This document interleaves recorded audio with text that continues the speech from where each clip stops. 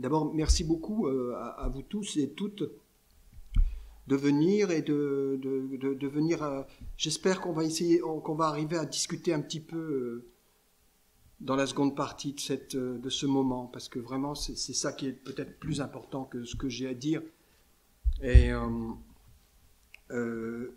sachant que de toute façon, même dans les jeux de questions-réponses, je finis toujours par dire ce que j'avais décidé de dire, en fait.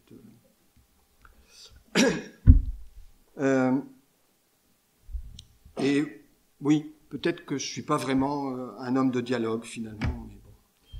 On va voir ça, on va tester. En fait, je suis chercheur au CNRS, ce qui ne me donne aucune légitimité particulière, mais simplement, il se trouve que c'est ça ce que je fais dans la vie. J'ai été formé en économie, mais je considère que je suis plutôt socio-économiste qu'économiste. Bon, mais en fait, il se trouve que j'ai travaillé pendant 14 ans au Japon, mais ça, c'est les coïncidences de la vie, en fait. Et j'ai fait un premier séjour de 7 ans dans les années 90, et puis un deuxième séjour dans les années 2000, en fait. Ce deuxième séjour s'est déroulé entre 2007 et 2014, fin 2014. Donc il a été ponctué, bien sûr, vous le voyez tout de suite, il a été, je dirais, ce séjour a été collisionné, a été peut-être même traumatisé par 2011. Qui est donc mars 2011, 11 mars, début de l'accident nucléaire, de la catastrophe de Fukushima Daiichi, qui en fait est une centrale très importante au Japon et assez ancienne. Alors, par rapport à ce moment-là, ce que je dois dire tout de suite, parce que je vais essayer plutôt de parler 45 minutes plutôt qu'une heure, pour qu'on ait plus de temps après. Mais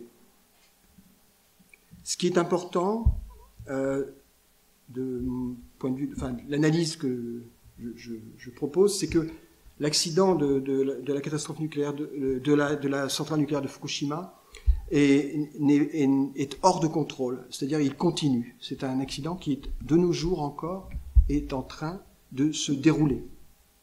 Et c'est pas un point de vue philosophique ou métaphorique. C'est un point de vue réel, enfin basé sur des faits réels. Sur quels faits je base ce constat d'accident hors de contrôle? Tout d'abord, sur les vous savez, 3 réacteurs ont explosé à Fukushima et sur chacun de ces réacteurs qui a explosé, il y avait une piscine. C'est l'architecture de ces réacteurs-là. La piscine est située en haut, sur chacun des réacteurs. Et donc, évidemment, si vous ébranlez le bas, le haut risque de tomber. Par un miracle inimaginable, ces piscines ne sont pas tombées au moment des explosions. Les bâtiments ont été complètement, en grande partie détruits. Mais, je dirais, ça a tenu. Bon. Le problème de ces piscines, c'est qu'en fait, elles contiennent des charges de combustible usé et de combustible neuf, non utilisé, plus importantes pratiquement que ce qu'il y avait à l'intérieur des réacteurs. Donc ça veut dire que si ces piscines chutaient, tombaient, s'écroulaient, on aurait une catastrophe bien pire encore que la fusion des 3 réacteurs telle qu'elle s'est déroulée en mars 2011. Une de ces 3 piscines a été vidée à peu près 10 ans après, a fini par être vidée de ces combustibles. Oui, la question étant d'approcher ces charges radioactives excessives. Et 2 autres de ces piscines sont encore remplies de leurs barres de combustible. Alors quand je dis des barres, c'est des barres, ça fait plusieurs mètres de long, c'est des gros machins, c'est pas des petites, c'est pas des carambars. Alors il y a 1600 barres de combustible usé qui se trouvent dans ces 2 piscines. Et TEPCO, l'opérateur d'électricité de la centrale, considère qu'on pourra peut-être commencer à envisager d'enlever ces barres probablement dans les années 2028-2030. Bon. Donc déjà, et là on n'a pas de certitude sur la possibilité de les enlever. En tout cas dans les médias, c'est sûr. Ça veut dire que d'ici là, il faut, en gros, tous les jours, il faut sortir votre petit tapis et puis faire une prière, enfin en tout cas si c'est votre confession, faire une prière pour que, eh bien, il n'y ait pas un tremblement de terre de magnitude égale ou supérieure à celui qui a frappé la centrale en 2011.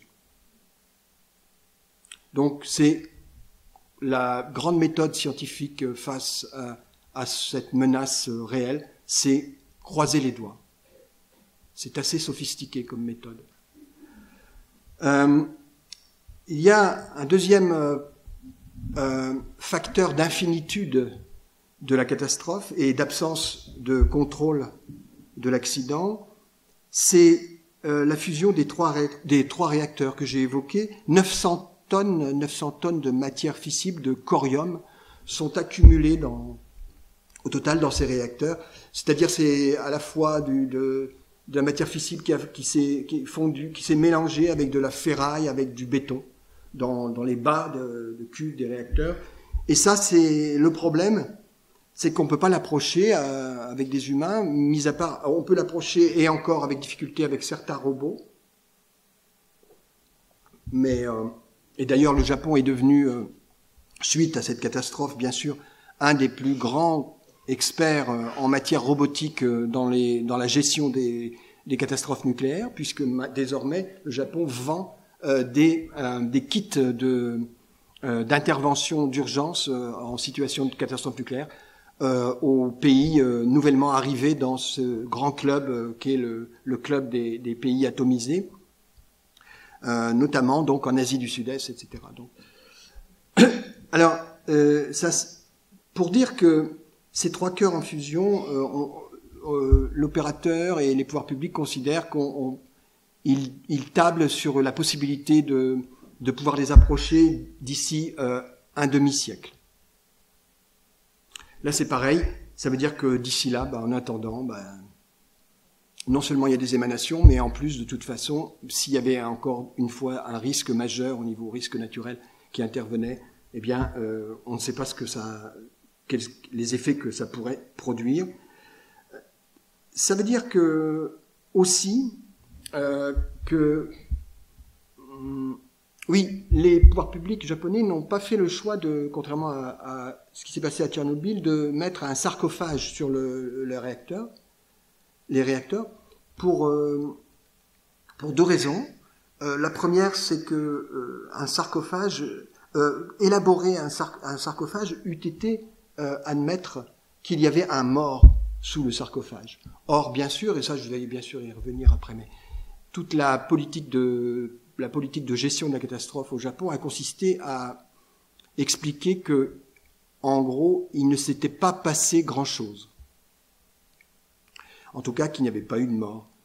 Et donc, c'est une manière de mettre un sarcophage aurait été une manière d'empêcher cette politique de négation de la catastrophe qui a opéré après la catastrophe. Donc, je vais donner bien sûr des éléments, et c'est là qu'on va voir comment la politique de résilience va intervenir. Donc, et puis la deuxième raison, c'est, comme je l'ai dit, on a préféré ne pas mettre de sarcophage pour pouvoir développer l'expérimentation robotique. Donc, tirer parti, rebondir, comme on dit, à partir du désastre, pour développer un nouveau secteur industriel. En tout cas, pour l'améliorer, pour rendre ce secteur encore plus compétitif qu'il ne l'était avant. Alors, bien sûr, le problème, c'est que comme il y a 3 cœurs de réacteurs en fusion qu'on ne peut pas approcher, il faut les refroidir. C'est la fameuse injection d'eau qu'on ramène. Et sachant qu'il y a également de l'eau souterraine qui passe en dessous et qui ressort contaminée en dessous du site, qu'on a essayé de bloquer cette eau souterraine en développant un réfrigérateur géant de 4 km de circonférence qui, soi-disant, était là pour congeler les eaux souterraines pour les empêcher de passer et donc les empêcher de ressortir contaminés. Le problème, c'est que ce système technologique donc est défectueux. Enfin, il n'est pas parfait, en tout cas. Et puis, il y a un autre problème, c'est que, mine de rien, 4 km de congélateur, ça consomme un demi-réacteur nucléaire, quoi, en gros. Donc, là aussi, une espèce de catastrophe dans la catastrophe. Mais en tout cas, ce qui est certain, c'est que cette eau, on ne sait pas quoi en faire. Alors, comme vous le savez, vous avez vu ces cuves accumulées sur le site de la centrale. Bon, il y a des centaines de cuves, des milliers de cuves même, qui sont accumulées, et on ne sait plus où mettre l'eau. Donc, vous vous doutez bien de où est allée cette eau déjà depuis. Ça a déjà commencé depuis 2 ans. Eh bien, on la rejette dans l'océan, tout simplement. Sachant tout de même qu'elle est filtrée en partie avec une technologie hors pair, fournie par un acteur, par une société française qui s'appelle Veolia, qui a donc développé, proposé une innovation technologique importante avec un filtrage donc de certaines particules radioactives, mais toutefois, toutes les particules ne peuvent pas être ôtées et on rejette de l'eau contaminée dans l'océan désormais. Alors ça, c'est bon. Donc voilà, des menaces potentielles et enfin réelles et sur le long terme qui continuent d'être en activation.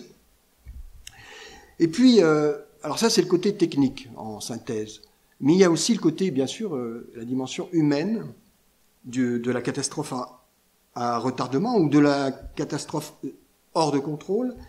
C'est le fait que 60 000 liquidateurs sont intervenus sur le site de la centrale depuis le début de l'accident, 60 000 liquidateurs, et 30 000 décontaminateurs qui sont intervenus dans le département de Fukushima, dans la région, pour couper les feuilles, gratter la terre, couper les arbres, sachant qu'à chaque fois qu'on coupe, évidemment, les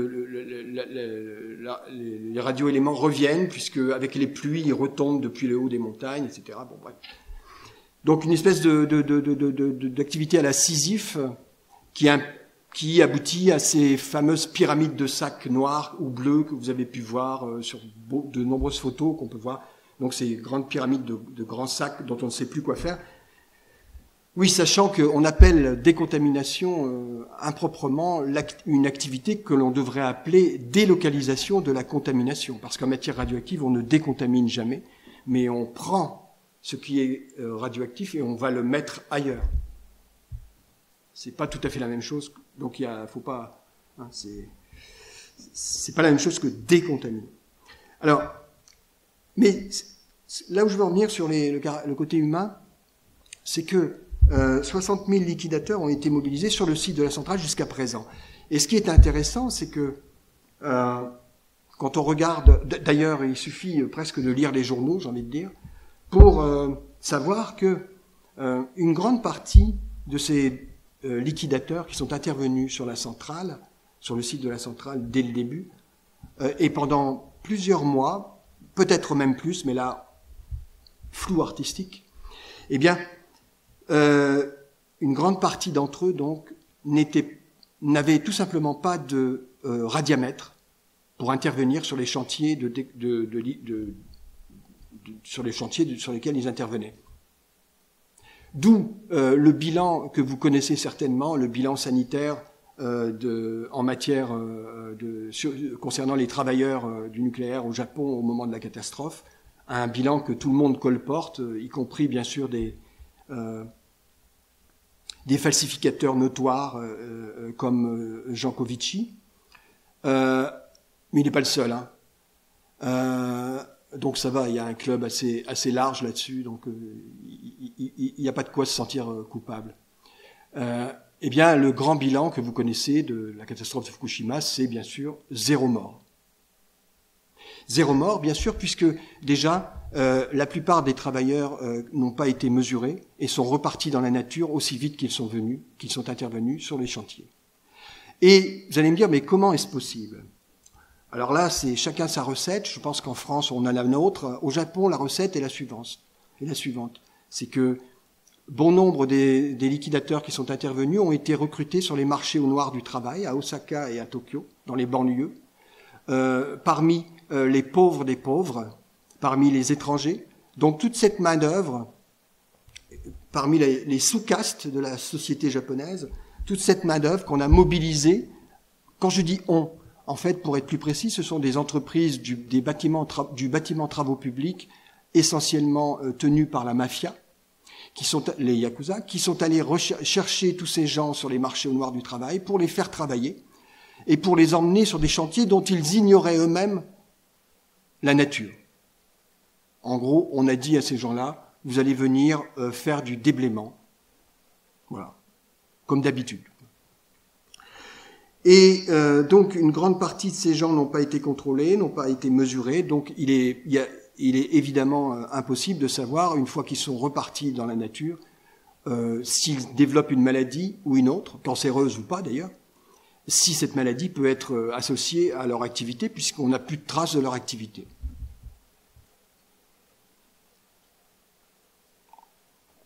Donc on peut dire que là aussi, du point de vue humain chez les travailleurs, il y a un accident hors de contrôle. Et puis, il y a l'enquête sanitaire auprès de la population qui a été très lacunaire. Je ne vais pas m'étendre trop là-dessus, je développe beaucoup dans mon travail, dans mon livre. Bon, je ne peux pas tout faire ce soir. Ce qu'on peut dire, c'est que, bon, deux choses. Alors, d'une part, cette enquête s'est concentrée sur les cancers de la thyroïde. Et le problème, bon, vous allez me dire c'est déjà pas mal. Mais, alors, parlons de ce volet-là. Donc, on a environ 274 cancers de la thyroïde qui ont été identifiés chez les personnes qui avaient moins de 18 ans au moment de la catastrophe, ce qui correspond à un taux moyen environ, alors selon les estimations, entre 20 et 40 fois plus élevé que le taux moyen de cancer de la thyroïde avant la catastrophe au Japon. Toutefois, les autorités tout de suite arguent, oui, mais certes, on a beaucoup plus de cancer de la thyroïde que la moyenne, mais les outils de mesure que nous avons désormais pour faire les biopsies, pour faire les analyses de thyroïde, en fait, sont tellement sophistiqués qu'en fait, en gros, ils surdétectent les cancers de la thyroïde, quoi. Alors, donc, en gros, avant, il y avait beaucoup de cancers également, mais maintenant, on les détecte mieux avec les outils qu'on a, donc c'est pour ça qu'il y en a plus, on a l'impression qu'il y en a plus qu'avant. Donc, c'est un peu la thèse du thermomètre qui vous donne la fièvre. Et puis, autre aspect sur les enquêtes sanitaires auprès de la population, c'est le problème suivant, c'est que, alors d'une part, l'enquête sur la thyroïde, elle ne concerne que le département de Fukushima, alors qu'en fait, on sait que 10 départements adjacents à celui de Fukushima ont été touchés. J'y reviendrai peut-être tout à l'heure mais ça signifie qu'en fait, on aurait plutôt une dizaine de millions de personnes concernées d'une manière ou d'une autre par des retombées. Ça ne veut pas dire que tout le monde est malade, hein, mais en tout cas potentiellement. Or, l'enquête sanitaire concernant le cancer de la thyroïde ne s'est concentrée que sur le département de Fukushima. Il n'y a eu aucune enquête sanitaire, d'ailleurs, de n'importe quelle sorte, sur les départements adjacents. Bon, ça pose problème. Et puis, autre problème, bon, je ne peux pas tout lister là, mais moi, bon, j'ai consacré tout un chapitre dans mon travail sur la production d'ignorance, hein, dans le contexte de la catastrophe de Fukushima, ce que j'appelle la science non faite. Hein, bon. De la science non faite, il y en a un paquet dans le contexte de la catastrophe de Fukushima. Et un autre aspect, c'est le fait que la contamination interne via l'ingestion d'aliments contaminés l'enquête sur cette contamination interne a été absolument lacunaire. Il n'y a pratiquement pas eu d'enquête sur l'ingestion, sur l'impact de l'ingestion d'aliments contaminés. Bref, là aussi, donc, on peut considérer, comme pour les travailleurs, qu'on est du point de vue sanitaire, du point de vue humain, qu'on est dans un accident hors de contrôle. Alors, voilà. Je vais essayer de boucler sur ça. C'est que, donc, on a une catastrophe nucléaire qui continue, et on est donc face à quelque chose que l'on peut considérer comme une espèce d'impossible. Il y a quelque chose d'impossible, en fait. On est face à un impossible, et toute la politique des pouvoirs publics japonais va consister à prétendre qu'on peut clore cet impossible. C'est-à-dire, comme on peut clore une affaire criminelle, on va essayer de clore cette affaire-là. C'est ça tout l'objectif de la politique de gestion de la catastrophe par les pouvoirs publics japonais. Et c'est là que va intervenir la frauduleuse ambition, bien sûr, de la résilience, puisque les pouvoirs publics japonais vont, je vais expliquer comment, vont très vite mettre en place une politique de résilience nationale. Donc c'est comme ça qu'elle s'appelle. Hein. Je ne crée rien, hein, je n'invente rien, je ne fais que relater les termes utilisés. Une politique de résilience nationale va être mise en place. Elle va prendre du temps, elle va se développer. Enfin, il va y avoir un processus, bon, pas détaillé ici, mais qui va prendre quand même au moins 1 an. Donc, avec une loi spéciale qui va être édictée, etc., votée, et il va y avoir surtout la mise en place d'un ministre de la résilience, un ministère de la résilience nationale. Donc ça veut dire, il va y avoir un ministre de la résilience nationale. Donc tout ça, là, c'est aussi quelque chose sur lequel je dois insister, c'est que ici nous sommes venus, moi je suis venu vous parler, et je ne sais pas ce que vous êtes venus essayer d'entendre, mais moi je suis venu vous parler de la résilience, non pas comme pour la dénoncer comme une espèce de mot à la mode, comme quelque chose qui en fait n'aurait pas de sens, mais qui serait très utilisé parce que c'est très prisé dans les milieux médiatiques, dans les milieux politiques, parce que c'est dans l'air du temps. Non, moi je ne suis absolument pas venu pour vous dire ça. Je suis venu pour vous dire qu'en fait, la résilience est un outil de gestion politique des populations et des individus. C'est une technologie du consentement. Je vais m'en expliquer. Je vais vous expliquer à quoi ça amène les gens à consentir. Mais je reviens sur le cas du Japon. Nomination d'un ministre de la résilience, c'est concret. Ce n'est pas surfer sur une mode, c'est véritablement mettre en place une superstructure politique. Ça veut dire qu'en fait, il va y avoir des gens qui vont travailler pour le ministre de la Résilience nationale. Des petites mains qui vont jusqu'en bas, c'est-à-dire jusque sur le terrain, qui vont aller auprès de la population pour insuffler, pour mettre en place, pour actionner cette politique de résilience nationale. Je vais vous expliquer comment. 2 grands modes d'action de cette politique japonaise de résilience nationale. Le premier, c'est ce qu'on a appelé, enfin, ce que les pouvoirs publics ont appelé un programme de décontamination. Et puis, il y a un deuxième mode d'action, le deuxième bras, c'est la politique de retour. Politique de décontamination, politique de retour. Alors, un mot sur chacun de ces bras.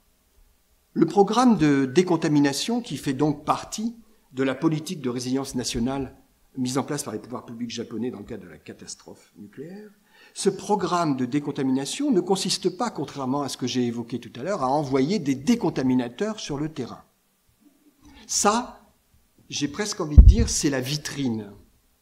les décontaminateurs, les 30 000 décontaminateurs qui sont intervenus jusqu'à présent et qui coupent les arbres, etc. Ça, c'est la vitrine. Ce qu'entend véritablement par programme de décontamination le pouvoir politique japonais consiste essentiellement, principalement, à considérer que chaque membre de la société, chaque habitant, est un décontaminateur. Vous voyez le changement de focal. C'est-à-dire qu'en fait, il va falloir, les pouvoirs publics vont se donner comme objectif de développer cette idée et de faire passer cette idée que finalement, c'est en faisant participer la population à sa propre décontamination, qui, comme je vous le rappelle, n'est pas une décontamination, mais une délocalisation de la contamination, en amenant chacun à prendre part à la gestion du désastre, eh bien, en fait, on va gérer le désastre. Et va se développer. C'est pourquoi, d'ailleurs, parmi les équipes qui vont aller sur le terrain pour aller insuffler, mettre en place auprès des gens la politique de résilience nationale japonaise, ce qui va être la profession la plus prisée va être celle des psychiatres. Car il va s'agir d'expliquer aux gens comment ils doivent prendre part à la gestion de la radioactivité pour évacuer leur peur de la radioactivité. Alors là, je ne peux pas ne pas vous donner quand même quelques citations délicieuses pour que vous preniez conscience de ce que c'est dans les actes une politique de résilience nationale. Shinichi Niwa est un responsable du volet psychiatrique de l'enquête sanitaire à l'université médicale de Fukushima. Et voilà ce qu'il dit. C'est donc c'est un scientifique sérieux qui lui-même d'ailleurs envoie d'autres collègues sur le terrain pour expliquer aux gens comment s'accommoder du pire. Voilà ce qu'il dit. Les gens peuvent se sentir en sécurité lorsqu'ils exécutent eux-mêmes les travaux de décontamination plutôt que de les laisser faire par d'autres. Ça, c'est assez intéressant. C'est-à-dire, en gros, c'est une manière de fabriquer du consentement en transformant une menace externe en motivation interne. Astucieux, quand même.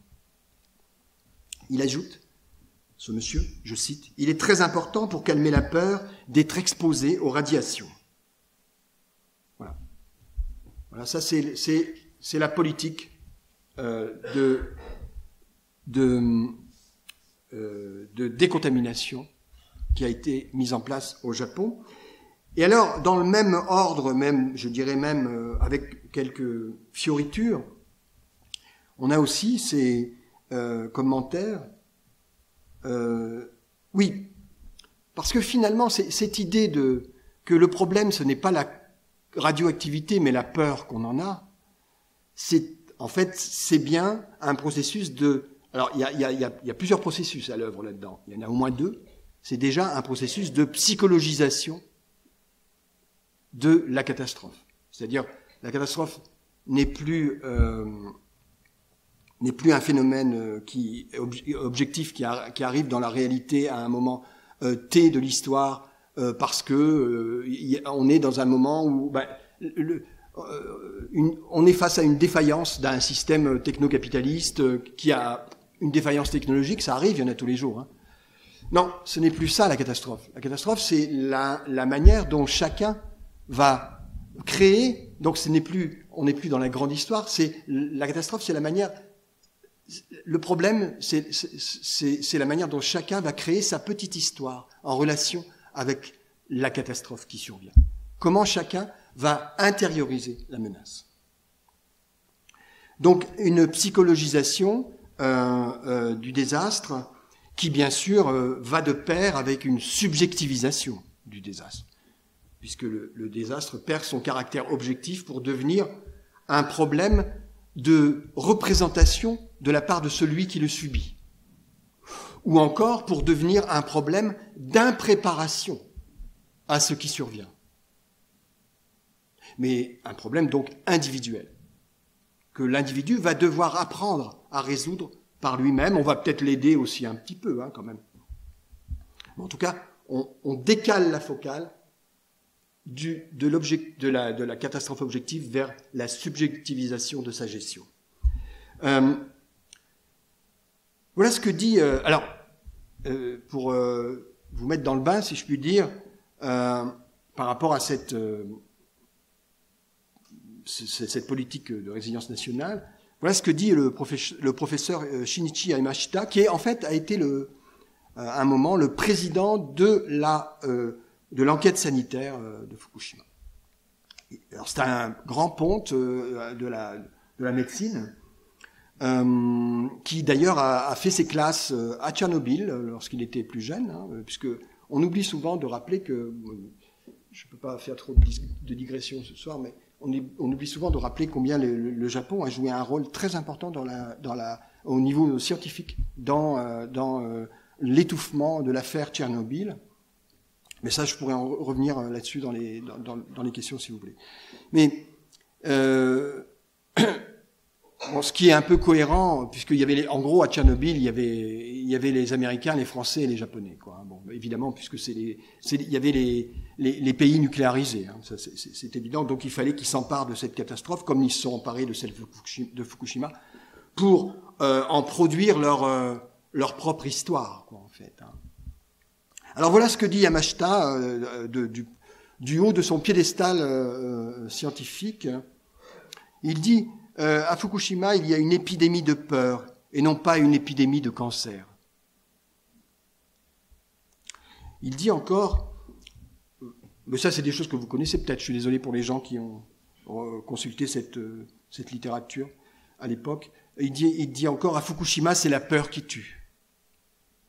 Il ajoute, de manière encore plus profonde et analytique, les effets des radiations n'atteignent pas les gens heureux et rieurs. Elles touchent les gens à l'esprit mesquin qui ruminent et se font du mauvais sang. Alors, c'est ce genre de déclaration qui, en fait, a tendance à faire sourire. J'en ajoute une autre, de lui encore. Le stress n'est pas bon du tout pour ceux qui sont soumis aux radiations.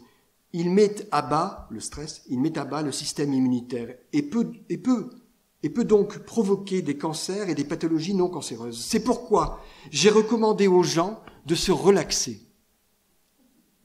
Alors, bien sûr, tout ça, c'est connu, ça a été critiqué, mais moi, ce que je trouve important et intéressant, c'est que ce grand professeur du XXIe siècle, en fait, ressort du congélateur des thèses que l'on retrouve déjà dès le XIe ou le XIIe siècle dans les situations d'épidémie de peste ou de choléra, où en fait les pouvoirs de l'époque, y compris les pouvoirs scientifiques, expliquent qu'en fait, si les gens étaient de meilleure humeur, ils attraperaient moins la peste ou le choléra. Oui, ce sont des thèses. Donc, c'est intéressant de voir qu'en fait, de mesurer toute l'ampleur des progrès de la science entre le XIIe siècle et le XXIe siècle. Je reviendrai aussi tout à l'heure sur les progrès de la science en évoquant un autre pseudo-scientifique qui fait beaucoup de parler de lui en France, notamment concernant la résilience. Si j'oublie, je vous prie de me le rappeler. Alors, donc, programme de décontamination qui consiste à rendre les gens responsables de ce dont ils ne sont pas responsables, et je dirais même à rendre les victimes coupables, puisque après tout, si vous devenez éventuellement malade du fait d'être confronté à la contamination radioactive, c'est lié essentiellement au fait que votre psyché est mal préparée et que donc vous n'avez pas vous développez une peur excessive, alors que la peur peut être nuisible à votre santé. Voilà. Ça, c'est le programme de décontamination, il y a aussi le deuxième volet, la politique du retour. C'est-à-dire qu'à peine on avait commencé à évacuer quelques personnes, les pouvoirs publics avaient évacué quelques personnes, qu'en fait on prévoyait déjà la manière dont on allait les faire revenir. Et là, ce qui est intéressant, c'est que donc il y a eu un programme de subventionnement pour les 80 000 personnes qui ont été déplacées par les pouvoirs publics. 80 000. Sachant que ce programme de subventionnement a essentiellement consisté, alors bien sûr, à leur donner éventuellement un logement dans des logements transitoires, dans des logements temporaires, pardon, construits je ne sais plus comment on appelle ça en français, mais bon, des boîtes quoi, dans lesquelles les gens s'entassent dans des situations de catastrophe. Donc, on leur a mis généreusement à disposition ce type de cité créée ex nihilo, et puis de cité du désespoir. Et puis après, d'ailleurs, en faisant le constat qu'il y avait beaucoup de suicides, les gens vivant dans à peu près 12 mètres carrés. C'est curieux, on s'est rendu compte qu'il y avait beaucoup de suicides. Là aussi, il y a un problème dans les capacités de prévision. D'ailleurs, suicide, dans ce qui a permis après de dire, on vous l'avait bien dit, il fallait pas évacuer les gens, quoi. Ce qu'il fallait, c'est les laisser, fallait les laisser. D'ailleurs, fallait les laisser là où ils étaient. Ils étaient bien plus heureux une fois qu'ils ont géré leur peur, plutôt que de les bouger et d'aller les mettre dans des logements de 10 mètres carrés. Bon. Vous voyez toute la logique. Mais ce qui est intéressant, c'est que les subventions qui ont été attribuées à ces 80 000 personnes qui ont été bougées par contrainte des pouvoirs publics, déménagées, eh bien, c'est que ces subventions n'ont jamais porté le nom de subventions liées à l'exposition à la radioactivité. Elles portent le nom de subventions psychologiques. Donc la catastrophe est psychologique. Essentiellement. Je n'insiste pas là-dessus parce que je ne veux pas mordre sur mon temps de parole. Je pense que j'ai dû parler à peu près 25 minutes. J'ai pas de montre, mais si quelqu'un peut me dire 30, voilà. Alors, je vais essayer d'aller vite maintenant. Abruptement, je vais arrêter de parler du Japon et du nucléaire parce que je pense que on se dit toujours, bah oui, eh oui, c'est le Japon. Et puis en plus, c'est le nucléaire. Et puis c'est le nucléaire au Japon. Alors peut-être que tout le monde ne se dit pas ça, mais... Alors, abruptement, moi je vais vous parler de la France maintenant. Il se trouve qu'en février 2022 est paru un rapport parlementaire... en février 2022 est paru un rapport parlementaire signé par une mission parlementaire, en France, bien sûr, là on n'est plus au Japon, une mission parlementaire qui s'intitule « Mission parlementaire pour la résilience nationale ». Donc, rapport paru le 22 février 2022, 2 jours avant la guerre, l'entrée en guerre de la Russie en Ukraine. Ce rapport parlementaire de 256 pages, que vous pouvez lire, il est très, très intéressant. Ça prend un peu la tête, mais... bien sûr, personne n'a voulu le commenter, ni l'identifier, ni en rendre compte. Je me suis bien sûr précipité pour le faire. En fait, ce rapport est le fruit d'une commission qui a commencé ses travaux en juillet 2021. Et ce qui est intéressant, donc c'est un rapport qui vise à mettre en place une loi sur la résilience nationale. Et ce qui est intéressant, c'est que en fait, ce rapport converge, je dirais, totalement avec la politique nationale de résilience nationale mise en place à Fukushima. Et je vais vous donner trois vecteurs de convergence. Alors, je dois dire d'abord que ce rapport, alors c'est une espèce de rapport, alors c'est un rapport effondriste, complètement effondriste, totalement acquis aux thèses de l'effondrement ou de la collapsologie, selon la terminologie utilisée, c'est-à-dire que, bon, comme dit l'expression, on va dans le mur, n'est-ce pas, fatalement, et donc, avec, bon, quelques nuances, mais l'idée étant qu'en fait, je reprends l'expression des parlementaires, nous sommes dans une guerre totale. C'est-à-dire que pour eux, de toutes parts, le bateau coule. Alors on se dit, dis donc, ils sont sérieux. Alors, le bateau coule, par exemple, il y a la guerre des mini-satellites en orbite basse, indispensable au déploiement de la 5G, il y a la menace cyber, il y a la crise climatique, il y a les épidémies de maladies infectieuses émergentes qui touchent l'humain, il y a les pannes de services Internet, les tentatives de déstabilisation par la désinformation ou les agressions directes. Il s'agit d'identifier tout ça, mais ce qui est très intéressant, donc là on se dit, dis donc, pour une fois, des pouvoirs publics qui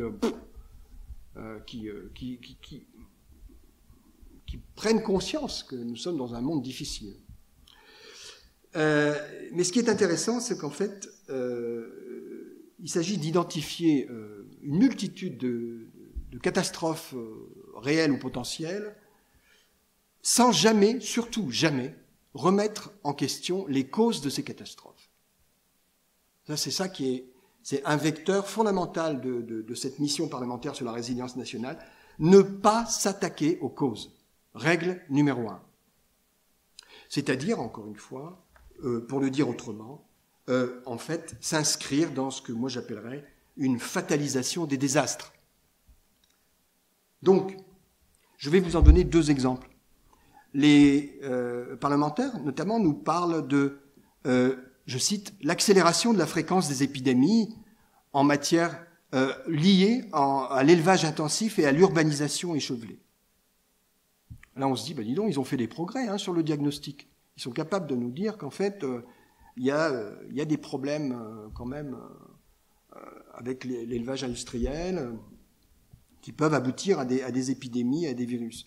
Mais en aucun cas, toutefois, le rapport en question, les parlementaires en question, ne nous proposent une solution, hormis celle de la résilience comme arme d'adaptation massive, en fait, aux effets des catastrophes.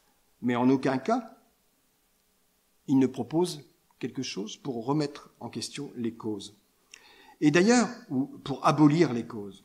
D'ailleurs, concernant ce qu'ils considèrent comme l'accélération de la fréquence des épidémies, voilà ce qu'ils nous proposent. Ils nous proposent de mettre en place, il faut encourager l'expansion des actions biosécuritaires. C'est-à-dire, alors c'est eux qui le disent, les confinements, hommes et bêtes, la vaccination, hommes et bêtes, destruction de cheptels, j'ai presque envie de dire bêtes et hommes. Donc, en fait, à ce qu'ils identifient comme une accélération de la fréquence des épidémies, voilà la solution résiliente de nos parlementaires.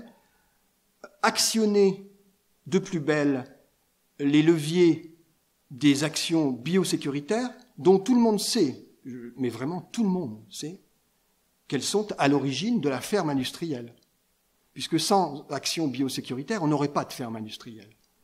Et donc, en gros, vous prétendez répondre à la catastrophe générée, dont on dit qu'elle est générée en partie par l'élevage intensif, en redéveloppant, en donnant plus de chances à l'élevage intensif de se développer avec des actions biosécuritaires. C'est-à-dire qu'en fait, vous créez une catastrophe dans la catastrophe. Et c'est ça la résilience. C'est ne jamais répondre aux causes. Un autre exemple, tout aussi intéressant, que l'on trouve dans ce rapport, une autre illustration du fait de ne pas s'attaquer aux causes et de fataliser les désastres. Bien sûr, les pouvoirs publics reconnaissent que nous sommes fatalement dans un dérèglement climatique. Et les résilients en marche nous proposent comme unique solution, comme unique solution résiliente, qu'ils qualifient comme ça, le développement de l'énergie nucléaire, évidemment. Mais ce qui est intéressant, ça c'est pas nouveau. le fantasme du nucléaire comme réponse au changement climatique, ça date des débuts de l'énergie nucléaire. Ça, c'est dans les coffres depuis le début. Donc, rien de nouveau là-dessus. Mais par contre, ce qui est très intéressant, c'est de voir comment les pouvoirs publics nous disent ce qu'ils disent de cette solution résiliente qu'est l'énergie nucléaire qu'ils nous proposent face au dérèglement, j'allais dire, climatique.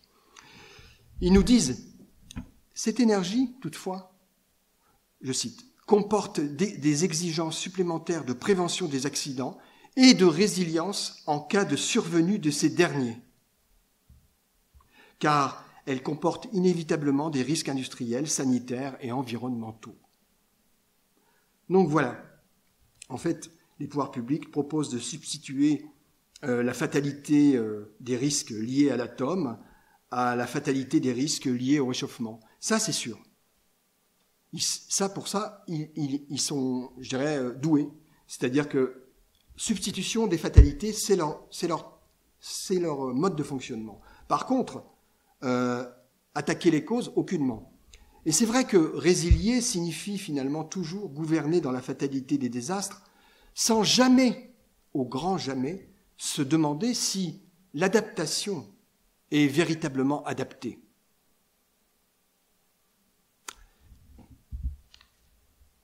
Deuxième grand vecteur de convergence des parlementaires de la mission française parlementaire sur la résilience nationale avec les pouvoirs publics japonais dans leur gestion résiliomaniaque de la catastrophe, rendre le désastre subjectif.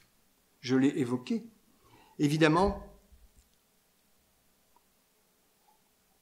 les parlementaires français veulent absolument que nous devenions chacun acteurs dans les catastrophes. Alors,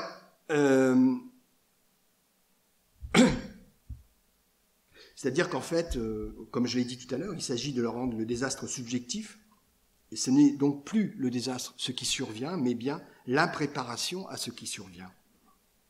C'est-à-dire une question que nous devons chacun régler avec nous-mêmes, avec soi-même, afin de dépasser notre propre peur face à ce qui arrive. Alors, voilà ce qu'il nous propose. Alors, ce qui est intéressant, c'est que cette subjectivisation du désastre, dans le cas du rapport français, elle est poussée très loin, puisqu'elle va même jusqu'à établir, mettre en place, vanter un éloge du sacrifice. Ça, je ne peux pas manquer de vous donner, de vous livrer ce que disent les parlementaires, de ce qu'ils attendent des populations en situation de catastrophe. Ils nous disent, je cite, « Des centaines d'exemples d'héroïsme civil et militaire montrent la résistance collective des peuples face aux épreuves, famine, invasion, exil, épreuves qu'ils traversent, illustrant que les membres d'une société humaine peuvent être habités par un sentiment ou des idéaux qui leur paraissent plus élevés que leur propre vie. » Voilà ce que nous disent les gens de la Résilience en marche. Et on se trouve d'autant plus rassuré qu'un peu plus loin, on lit la chose suivante dans le même rapport. La crise du Covid a prouvé que des milliers de citoyens étaient prêts à s'engager, y compris en prenant des risques. C'est vrai que pour les précepteurs de la résilience, il n'y a jamais de souffrance en vain. C'est bien ça qu'il faut comprendre. Et d'ailleurs, on ne s'étonne pas qu'un peu plus loin, il nous propose la chose suivante.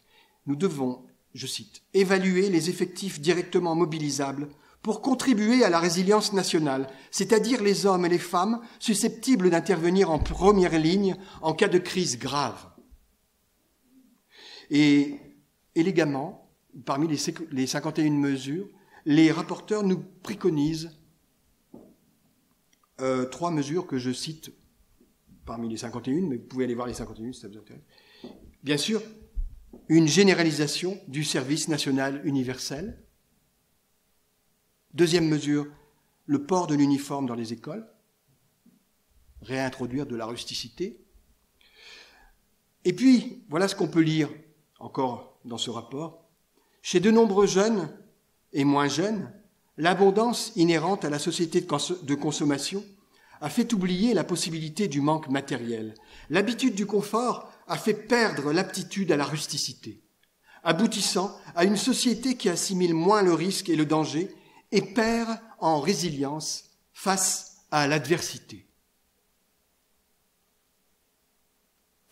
Alors, bref, en synthèse, nous sommes des sous-hommes et des sous-femmes et nous devons nous tenir prêts à nous faire crucifier dans l'espace canonique de la résilience qui, lui, est sans cesse en expansion. Et ce que je trouve, encore une fois, intéressant, ce n'est pas que... Bon, ce n'est pas cet Xème appel à la mobilisation nationale, mais ce qui est intéressant, c'est que dans ce monde en guerre, dans lequel nous sommes censés être projetés, et auquel, en fait, il nous faut nous accommoder à tout prix, hein, il n'y a pas d'alternative, eh bien, la quête effrénée de résilience nationale que manifestent nos parlementaires prend des accents de plus en plus marqués de national résilience.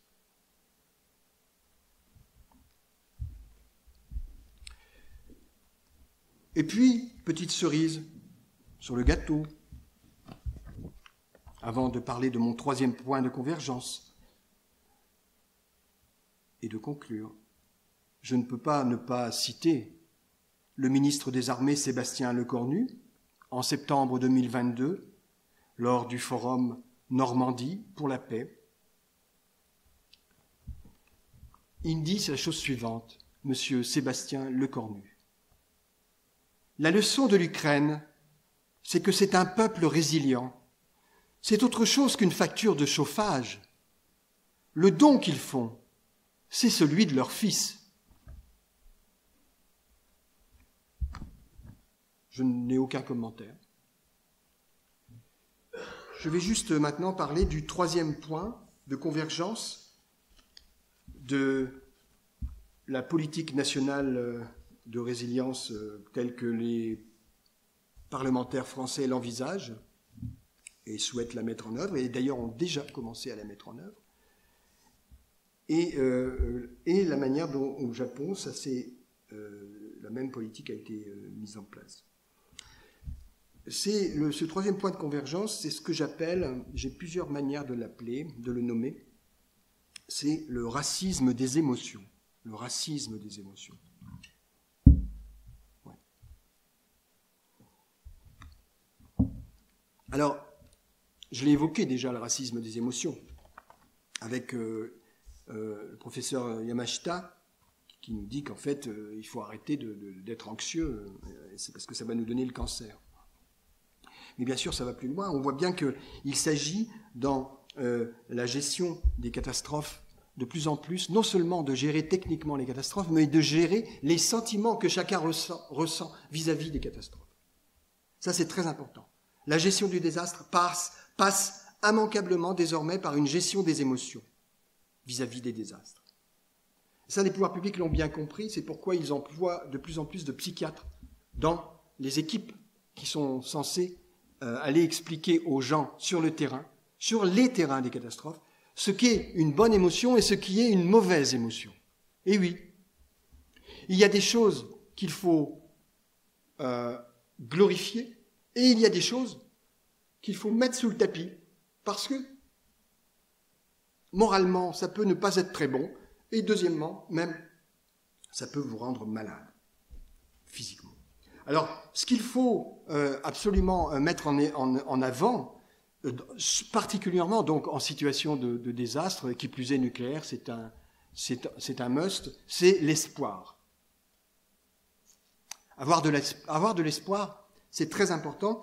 Le sentiment de bonheur, particulièrement lorsque vous emmenez vos enfants le matin à l'école et que sur le chemin, vous rencontrez des points chauds radioactifs. Points chauds, c'est la terminologie des nucléocrates, pour nous faire croire qu'en fait, quand il y a des points chauds, ça veut dire que ce qui est en dehors des points chauds est froid, alors qu'en fait, ils oublient la zone tiède entre les deux. Mais bref, le bonheur, en emmenant les enfants à l'école le matin et en mesurant la radioactivité sur le chemin et changer de trottoir si on rencontre un point chaud, ça, c'est vraiment du bonheur, je vous l'assure. Et puis, il y a la responsabilité, bien sûr. Il y a l'anticipation, l'adaptation. ce sont des valeurs absolument positives. L'aspiration à l'avenir. Surtout quand il n'y a plus d'avenir, aspirer à l'avenir, c'est absolument c'est vital. La solidarité, n'en parlons pas. Et puis l'auto-assistance, tant qu'à faire, c'est encore mieux. Et puis, bien sûr, il y a des choses qu'il faut taire. La fougue, très dangereux. Ça peut vous rendre malade, comme dit Yamashita. L'irritation, n'en parlons pas, très mauvais pour le foie. Le ressentiment, alors là, de plus en plus dangereux, parce qu'en plus, ça peut vous faire voter à l'extrême droite. Alors là, c'est pas bon. Hein. La colère, alors la colère, on connaît très bien les conséquences de la colère. Qui se met en colère finit par se révolter. Ça, c'est pas bon.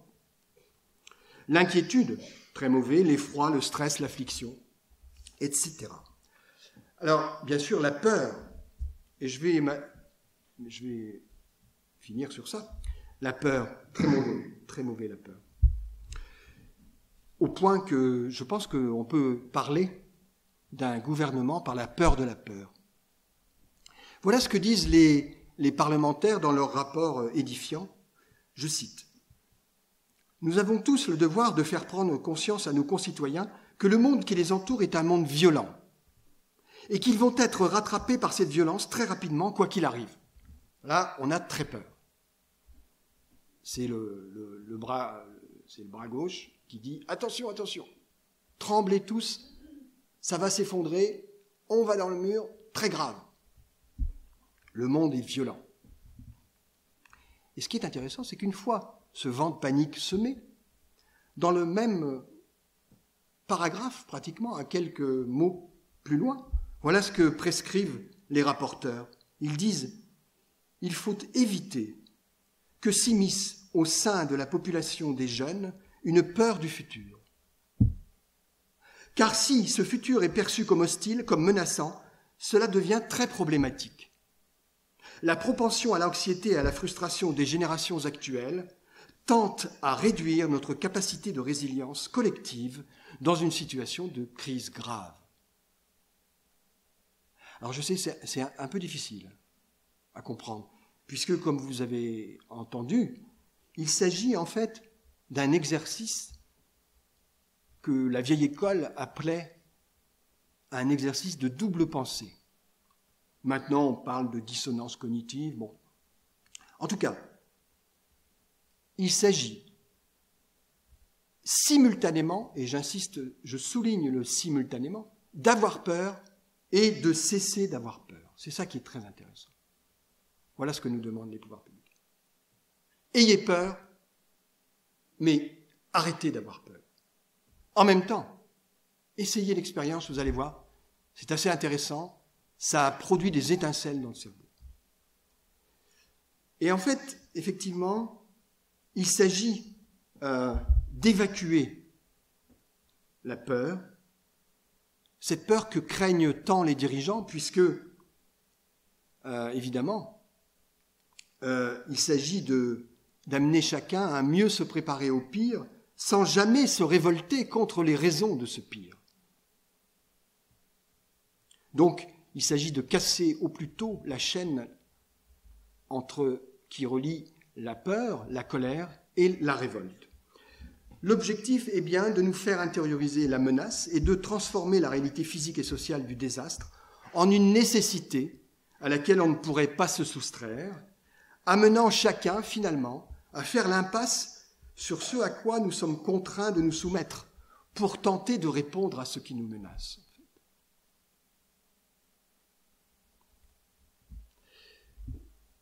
J'ai évoqué tout à l'heure comment à Fukushima, les autorités s'étaient particulièrement attaquées au fait avaient particulièrement insisté sur le fait d'amener la population à participer à la gestion du désastre en décontaminant eux-mêmes, afin d'apprendre à ne plus avoir peur de la radioactivité. Mais on pourrait aussi se souvenir de cette déclaration du numéro 2 de l'Organisation mondiale de la de l'Organisation mondiale de la santé, l'OMS, qui disait en juin 21, il disait on en finira on n'en finira pas avec le Covid-19, je cite, mais il faudra éradiquer la peur du Covid-19. Et puis, on voit bien comment les parlementaires français demandent aux Français de co-gérer les désastres avec des bouts de ficelle pour qu'ils se calment. D'ailleurs, voilà ce que nous dit le rapporteur du rapport que je cite depuis tout à l'heure. Votre rapporteur estime qu'il est indispensable qu'en France, les populations soient mises dans la population d'acteurs plutôt que de consommateurs, comme lorsque nous avons été incités à fabriquer nous-mêmes des masques sanitaires. Cette implication pourra en retour réduire le sentiment d'anxiété, voire d'angoisse éprouvée. Donc c'est bien ça l'obsession des pouvoirs publics, de nous ôter la possibilité d'avoir peur, tout en nous offrant sur un plateau, bien sûr, la peur que eux ont décidé de fabriquer pour nous. Mais notre propre peur, la nôtre, celle qui est en nous, celle-là, elle n'a pas lieu d'être. Ce qui est intéressant, parce que tout à l'heure, je vous disais que, en fait, on est dans une subjectivisation du désastre. Donc, on pourrait penser qu'en fait, on donne libre cours aux pulsions de peur des gens. Mais non, on est dans une subjectivisation du désastre, mais à condition que tout ce qui est exprimé par le sujet marche au pas. Et c'est-à-dire que tout ce qui est ressenti par le sujet ne soit que de l'ordre du positif dans la catastrophe. Donc, c'est-à-dire que tout ce qu'il ressent, il faut que tout ce qu'il ressent, ce sujet à qui on demande d'être le baromètre de la catastrophe, il faut que tout ce qu'il ressente, eh bien, soit des vecteurs de préservation de la situation existante, et surtout pas de changement fondamental de la situation existante. C'est pourquoi d'ailleurs, je considère que la résilience est fondamentalement, mais je pourrais y revenir bien sûr, la résilience est fondamentalement une anti-résistance, évidemment. Mais je reviens sur la peur avant de finir. Si l'on prend l'analyse que nous propose le philosophe allemand Günther Anders, qui a travaillé sur les bombes atomiques, Hiroshima et Nagasaki, voilà ce que nous dit. En fait, Anders considère que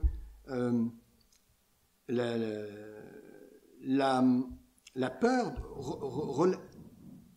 relève d'une liberté. Nous devrions, selon lui, avoir la liberté d'avoir peur. Il ne faut pas réduire au silence cette liberté d'avoir peur.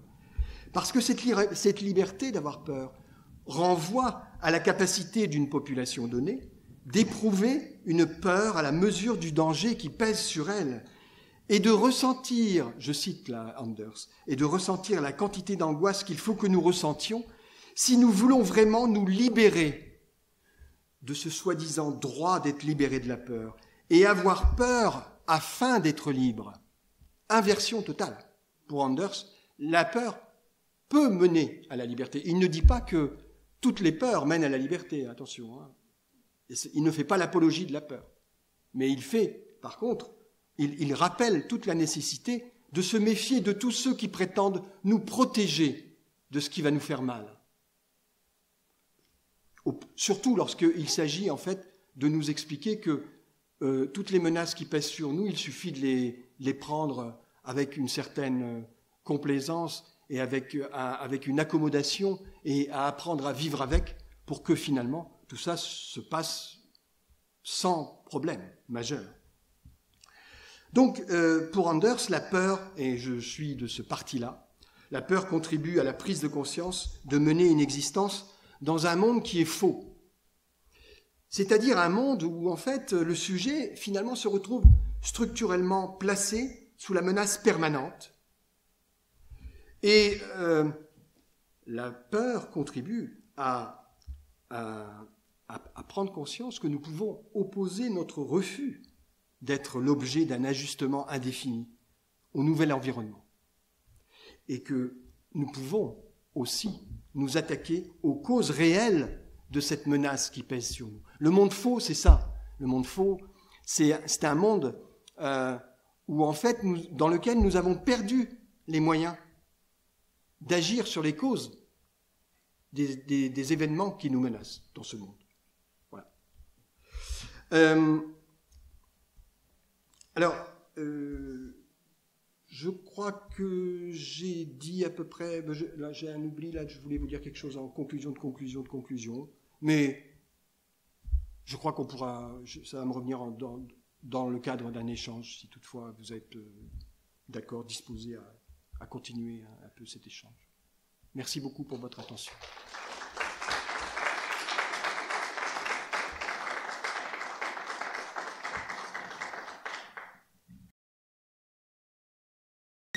Bonjour.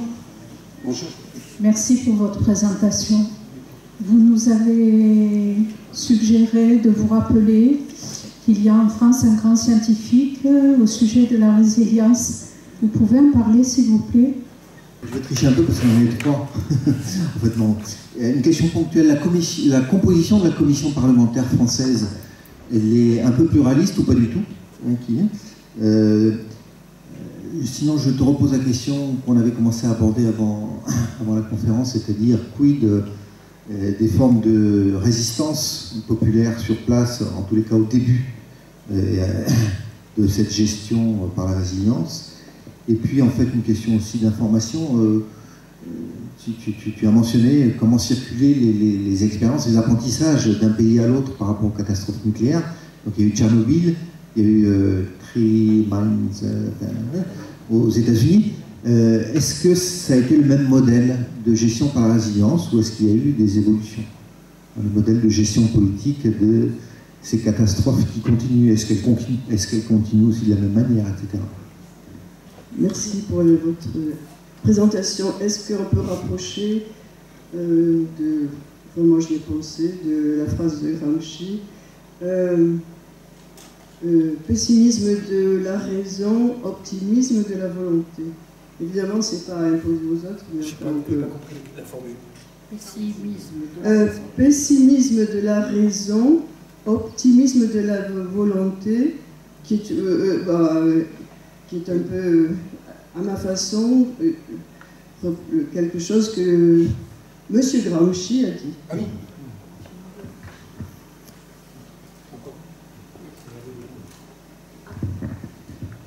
Moi, ce qui me gêne un petit peu, c'est que pour moi, la résilience, j'ai beaucoup lu Boris Cyrulnik, et qui était pour la résilience, c'est-à-dire que, étant juif, avec tout ce qu'il avait enduré, ses parents, les camps de concentration, la Shoah, tout ça, il a œuvré pour justement que la résilience soit une façon de survivre après avoir un traumatisme.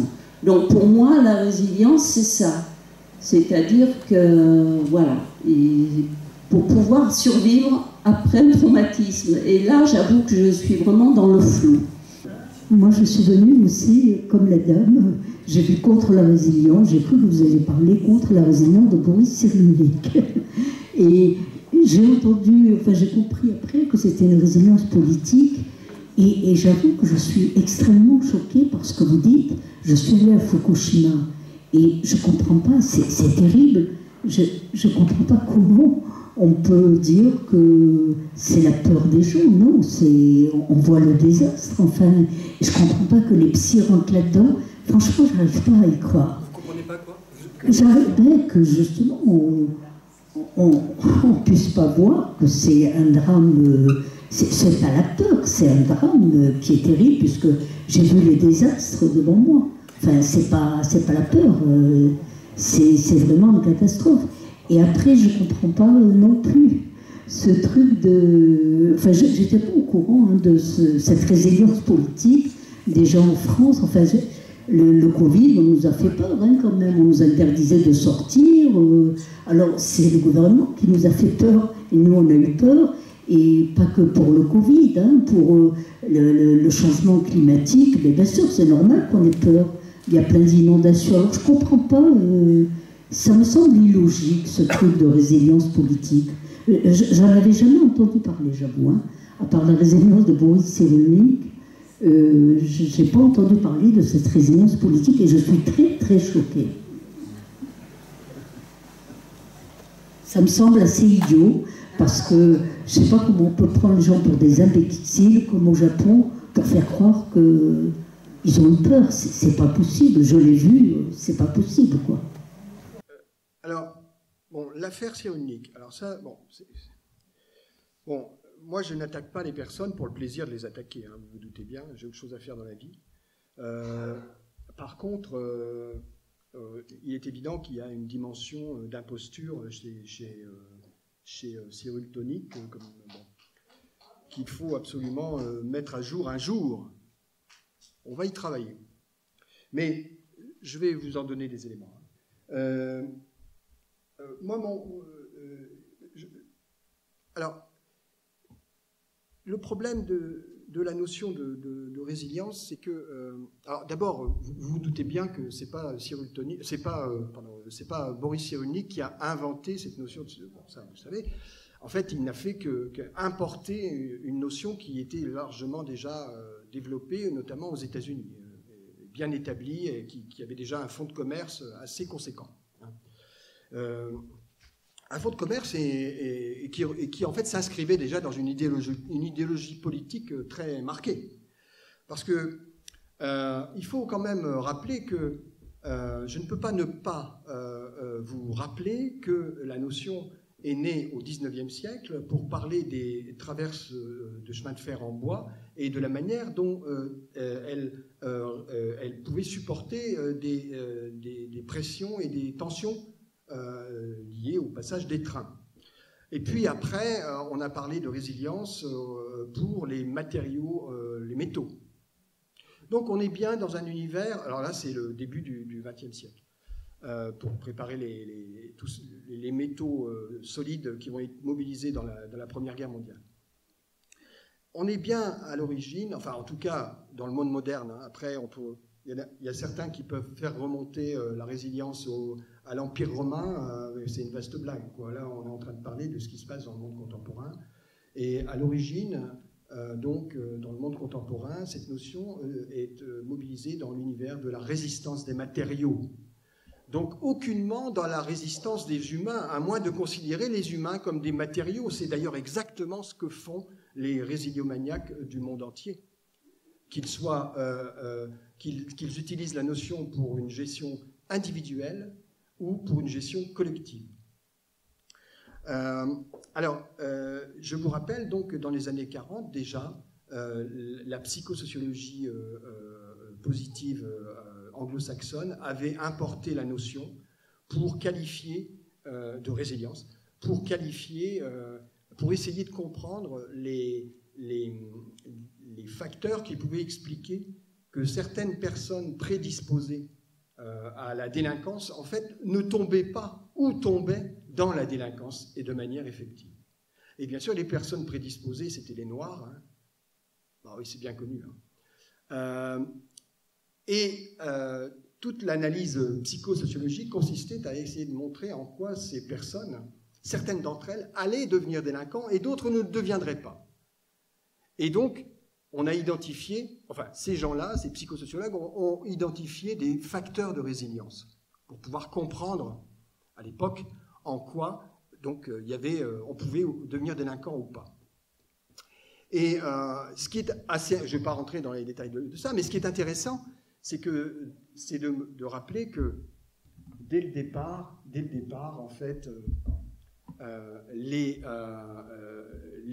ces scientifiques ont identifié parmi les multiples facteurs de résilience un facteur assez cocasse, j'ai envie de dire, c'est la foi.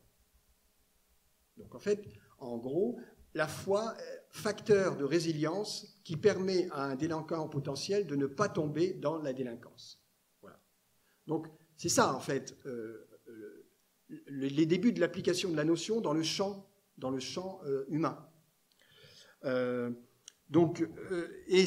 qui est alors je passe après sur les étapes historiques, puisqu'il va y avoir bien sûr aussi une mobilisation après dans les années 50 de la notion qui va revenir au galop dans le champ qui va être introduite dans le champ de la biologie, et particulièrement pour étudier la manière dont, et ça c'est assez croustillant également, la manière dont les milieux naturels et humains, faune, flore et humains, réagissent à l'exposition aux radiations dans le cadre des essais atomiques menés dans les îles de Micronésie du Pacifique dans les années 50 par les Américains. Les Américains vont envoyer donc des commissions de scientifiques qui vont aller examiner comment les milieux réagissent à l'irradiation, comment ils se comportent. Et on est donc dans une quête en fait, on est dans une quête de recherche de l'impossible, en fait, puisqu'il s'agit d'identifier les facteurs qui permettraient d'encaisser les chocs, justement. D'encaisser les chocs. Et de retrouver même, non seulement de retrouver sa forme initiale comme les métaux qui ont encaissé un choc, mais qui plus est, de devenir même encore plus fort grâce au choc qu'on a encaissé. Voilà. Alors, et puis cette idée de capacité d'adaptation du vivant à sa propre destruction et de ses capacités à en tirer parti, elle va faire école, puisqu'elle va finir par fonder ce qu'on appelle, de manière moderne, l'écologie systémique, puisque dans les années 70,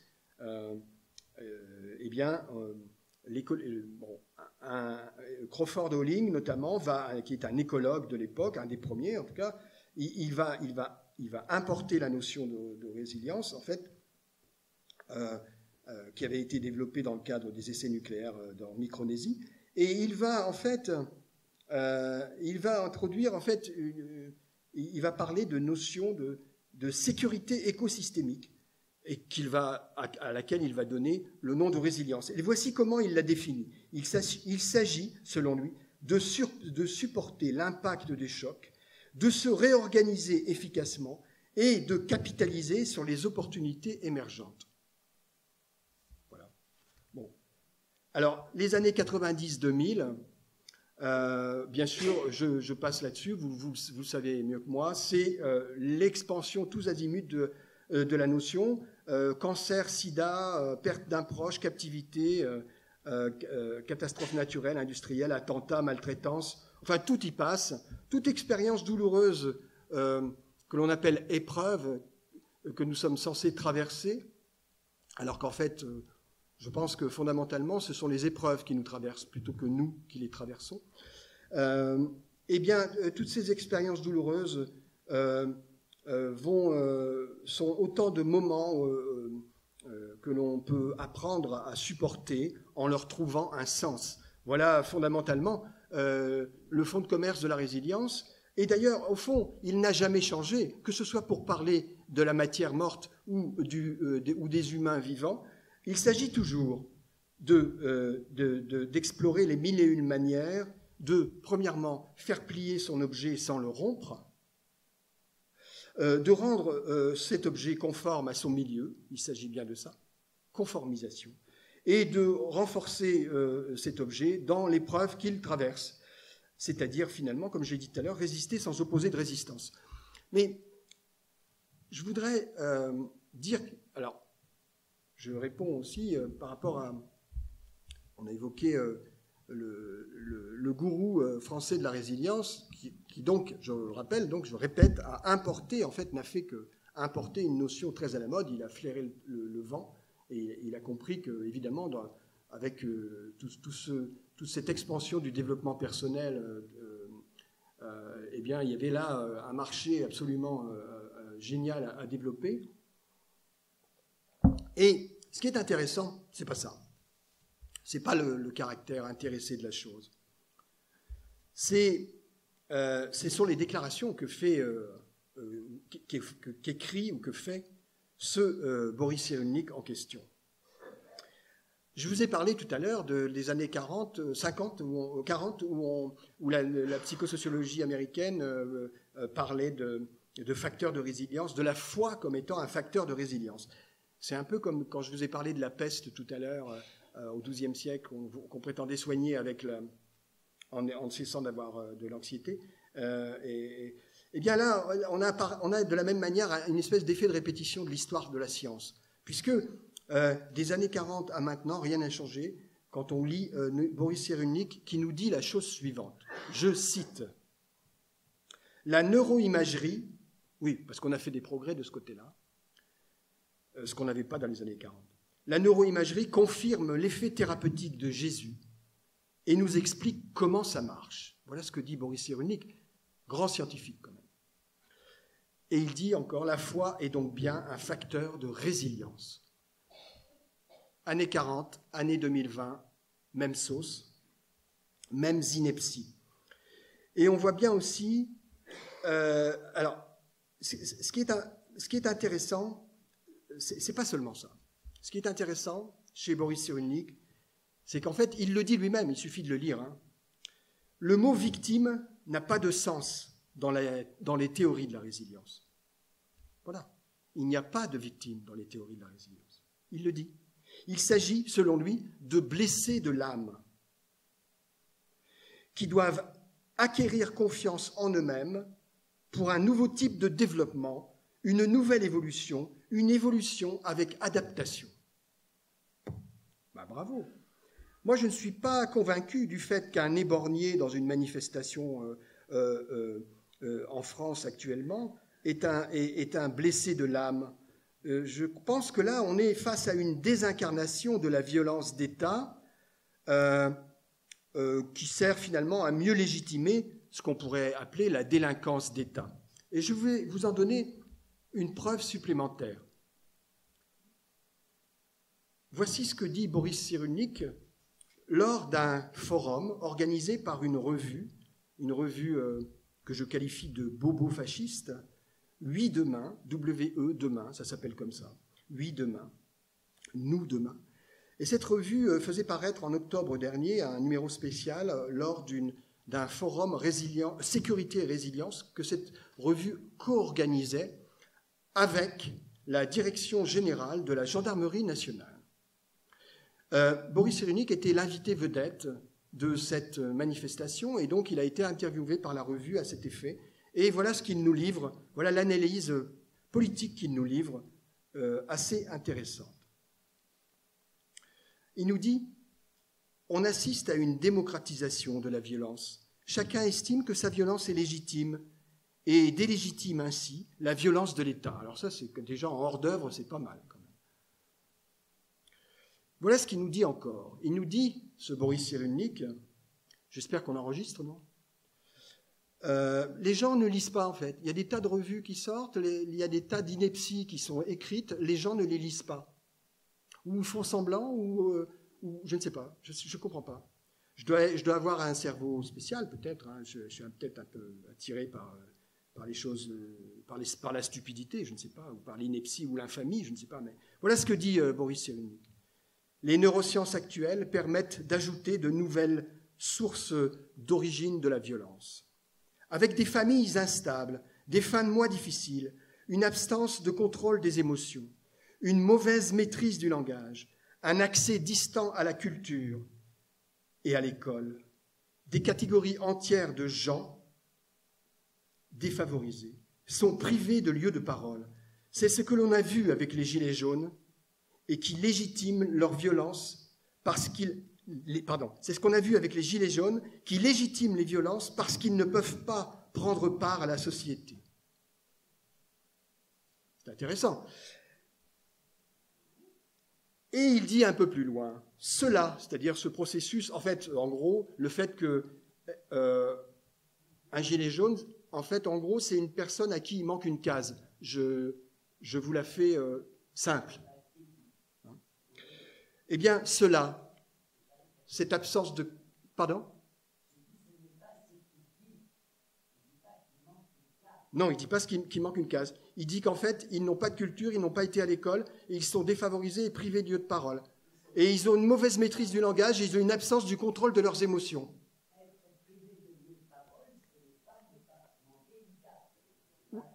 D'accord.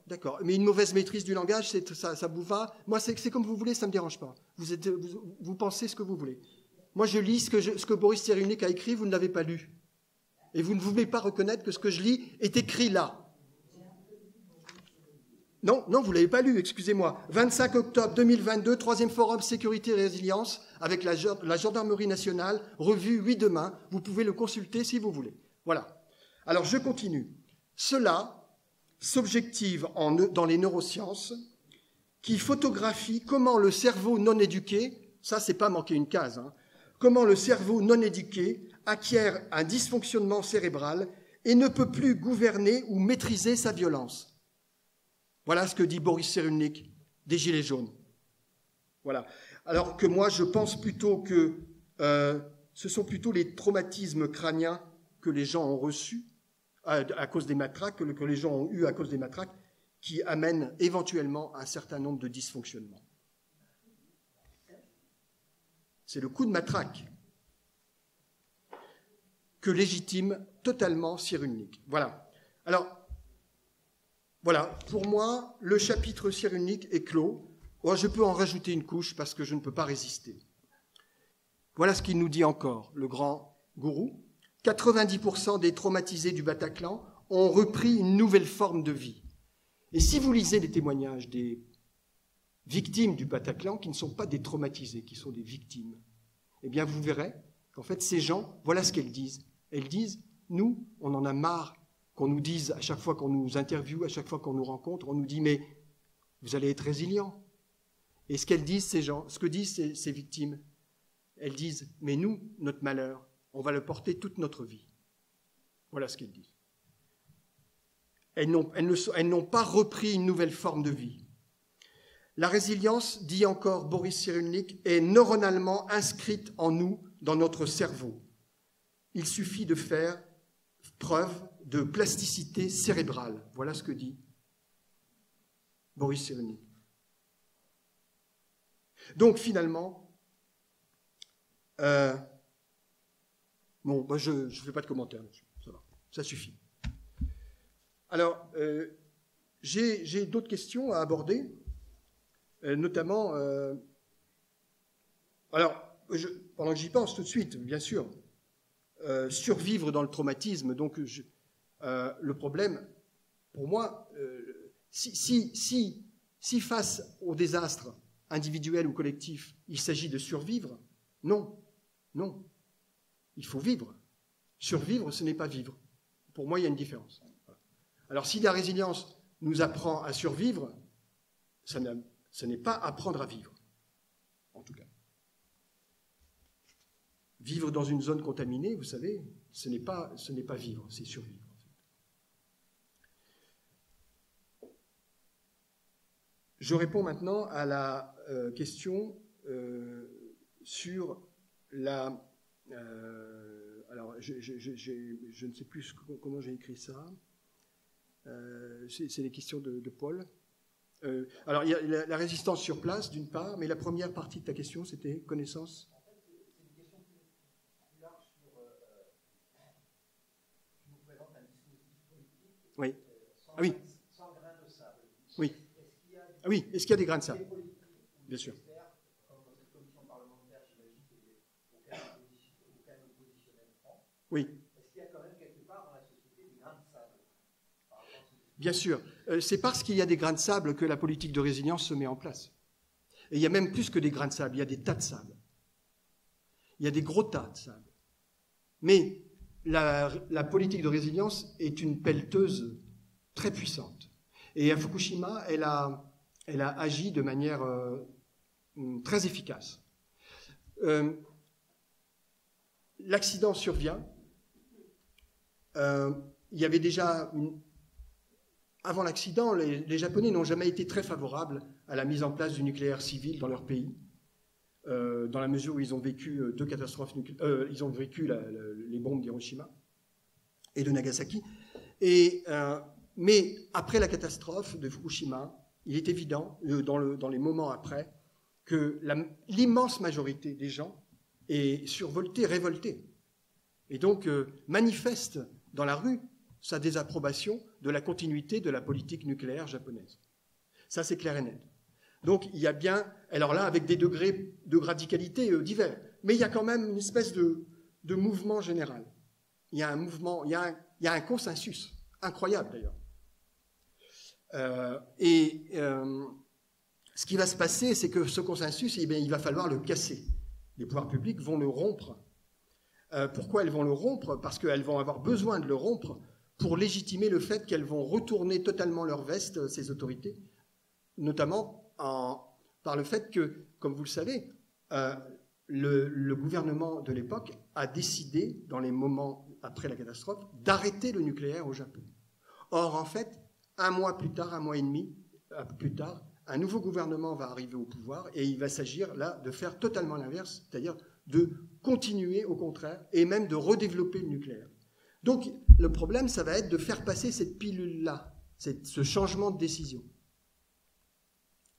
Et la politique de résilience va principalement servir aussi à faire basculer l'opinion, mais c'est plus que l'opinion, c'est à faire basculer les esprits. Pourquoi notamment, de quelle manière, en insufflant cette idée que finalement, en transformant, comme je l'ai dit tout à l'heure, la catastrophe en moment subjectif, et non plus en cessant de le considérer comme un moment objectif qui arrive dans une société technologique donnée. En faisant donc un moment subjectif, il va s'agir en fait aussi d'amener la frange la moins radicale dans l'opposition au nucléaire, de l'amener en fait déjà à accepter de prendre sur elle la responsabilité de ce désastre. Une fois qu'elle va accepter la responsabilité du désastre et de sa gestion d'ailleurs, cette frange elle est partie pour pouvoir insuffler un esprit d'intolérance par rapport à ceux qui vont refuser de participer à la cogestion et qui vont dire non, ce qu'il faut, c'est fuir. Ce qu'il faut, ce n'est pas rester et nettoyer. Ce qu'il faut, c'est fuir et organiser des bases à l'extérieur et à partir de ces bases, organiser une résistance au gouvernement. Donc, résilience et résistance s'opposent fondamentalement là, et les citoyens qui vont pencher vers la politique, qui vont en fait collaborer avec la politique de résilience des pouvoirs publics, qui va consister donc à rester sur place et à encourager les gens à rester sur place et à mesurer leur quotidien et à mesurer leur alimentation, leur milieu de vie environnemental ou leur maison, etc. Tout ça, ça va servir aussi à culpabiliser, à accuser ceux qui fuient d'être des traîtres. Et notamment, on va voir se développer des formules très féroces du type les mamans qui fuient avec leurs enfants vont légitimement être qualifiées par les forces, par les citoyens qui vont se sentir responsables de la catastrophe. Ces mamans qui fuient vont être qualifiées d'irradiées de la cervelle. On va parler de mamans irradiées de la cervelle. C'est quand même incroyable. Ça veut dire qu'en fait, on va stigmatiser les personnes qui fuient en expliquant qu'en fait, elles sont comme le dit Cyrulnik avec les Gilets jaunes, elles sont victimes de leurs émotions. Elles agissent sur la base de la peur, ce qui est complètement inconsidéré face à la radioactivité, alors qu'il suffit d'apprendre à vivre avec. Donc il va y avoir une stigmatisation politique qui va s'appuyer sur une stigmatisation psychologique et qui va même aller jusqu'à considérer les personnes qui fuient comme étant des malades. Donc c'est la maladie de la fuite, en fait, qui va être dénoncée. Alors bien sûr avec des arguments du genre en fuyant vous déstructurez les communautés locales, vous laissez les vieux derrière et donc il y a plus de villages avec plusieurs générations, etc. Et d'ailleurs, les pouvoirs publics vont, comme j'ai dit tout à l'heure, dans la politique de retour, qui est le deuxième bras armé de la politique nationale de résilience, eh bien, les pouvoirs publics vont bien sûr tout de suite mettre des allocations. D'un côté, ils vont très vite arrêter les allocations psychologiques pour ceux qui sont partis, et puis de l'autre côté, ils vont très vite donner des allocations pour reconstruire des écoles dans les villages contaminés. Parce qu'il s'agissait de ramener des enfants le plus possible. Parce que, avec l'idée, je cite, que les mamans, les mères, les femmes sont des machines à reproduire. Parce qu'en fait, il y a une vision de gestion des populations comme du bétail, en fait. À proprement parler, il s'agit, le problème des pouvoirs publics dans la catastrophe de Fukushima, ça a été de se retrouver avec des zones vides. C'est ça leur problème, d'avoir trop de réfugiés. C'est pourquoi d'ailleurs, il y a eu 80 000 réfugiés qui ont été obligatoirement déplacés par les pouvoirs publics. Pourquoi? Parce qu'en fait, comment ont fait les pouvoirs publics pour déterminer qu'il y avait 80 000 personnes? La logique aurait voulu qu'on déménage les gens qui étaient exposés à un certain seuil, au-delà d'un certain seuil, pardon. Et à Tchernobyl, le seuil de déménagement des gens était à 5 millisieverts par personne et par an, qui correspondait à l'époque à 5 fois le seuil de 1 millisievert par personne et par an qui avait été décidé par les autorités internationales nucléaires. Bon. Donc, à Tchernobyl, on était déjà à 5 fois le seuil. À Fukushima, les autorités ont décidé d'évacuer à 20 millisieverts par personne et par an. 20 millisieverts par personne et par an. Pardon? Le mot, c'est quoi? À 20 000 quoi? À 20 millisieverts par personne et par an. C'est-à-dire, c'est un nombre c'est un degré de radioactivité à laquelle la personne s'expose. 20 millisieverts. 20 millisieverts. Au lieu de 5 à Tchernobyl. C'est-à-dire 4 fois plus qu'à Tchernobyl, en fait. Le seuil a été fixé à 4 fois plus à Tchernobyl. Mais ce qui est intéressant, c'est pourquoi les autorités japonaises ont choisi ce seuil. Ben, en fait, elles ont pris le logiciel à l'envers, si je puis dire. Elles ont dit, d'abord, ce qu'on veut, c'est minimiser le nombre de gens qu'on va bouger. Donc, elles se sont dit, 80 000, ça va. C'est dans 11 villages, à peu près autour de la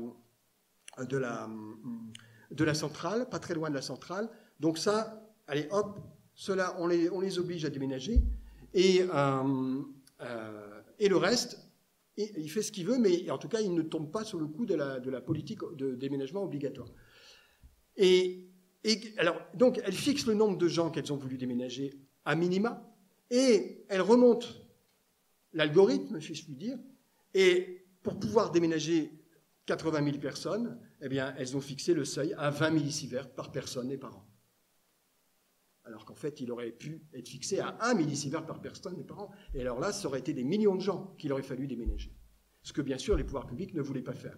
Oui, parce que, donc, géographiquement, petit rappel pratique quand même, la centrale, le département autour d'elle, qui fait 2 millions de personnes, le département de Fukushima, 80 000 personnes pas loin de la centrale déménagées par les pouvoirs publics, 120 000 qui vont déménager d'elles-mêmes, donc ça va faire 200 000, donc 200 000 sur 2 millions. Déjà, c'est pas beaucoup. Mais en plus, en réalité, comme j'ai dit tout à l'heure, le nuage est passé à arroser d'autres départements, une dizaine de départements adjacents, et selon certains physiciens, on considère qu'il y aurait une dizaine de millions de personnes concernées. Ça ne veut pas dire qu'il aurait fallu nécessairement déménager 10 millions de personnes, mais certainement plus que 80 000. En tout cas, le seuil de 20 millisieverts a été défini en fonction de ça. Donc, il s'agit bien d'une gestion de la peur. Voilà. Et donc, il y a bien eu des résistances sur place, évidemment, qui ont été majeures, mais elles ont été contrées par la politique de résilience. La politique de résilience est une politique d'anti-résistance, effectivement. Et puis, je voudrais ajouter quelque chose concernant la question sur le modèle de gestion Tchernobyl, Fukushima.